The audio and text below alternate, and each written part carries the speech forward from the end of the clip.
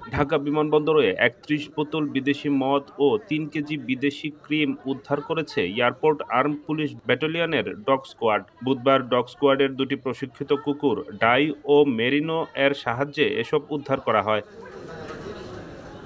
কলকাতা থেকে ঢাকাগামী ইন্ডিগো ফ্লাইটটি সকাল ৯টা ১০ মিনিটে শাহজালাল আন্তর্জাতিক বিমানবন্দরে অবতরণ করলে ৭ নং লাগেজ বেল্টে দুটি বেনামি লাগেজ পাওয়া গেলে বিমানবন্দর কর্মকর্তাদের সন্দেহের উদ্রেক হয়। পরে ইন্ডিগো এয়ারলাইন্সের প্রতিনিধি সহ অন্যান্য কর্মকর্তাদের উপস্থিতিতে এয়ারপোর্ট আর্মড পুলিশ ব্যাটালিয়নের ডগ স্কোয়াড টিমের বিশেষ প্রশিক্ষণপ্রাপ্ত কুকুর ডাই ও মেরিনো তাদের ঘ্রাণ শক্তির সাহায্যে লাগেজ দুটি সন্দেহজনক হিসেবে শনাক্ত করে। পরে সবারই উপস্থিতিতে ব্যাগেজ দুটি থেকে ৩১ বোতল বিদেশি মদ এবং ৩ কেজি বিদেশি ক্রিম উদ্ধার ও জব্দ করা হয়। ব্যাগ দুটোর মালিক শনাক্ত করা সম্ভব না হলেও কাস্টমস কর্মকর্তাদের নির্দেশে ওই মালামাল দাবিবিহীন আটক করা হয়।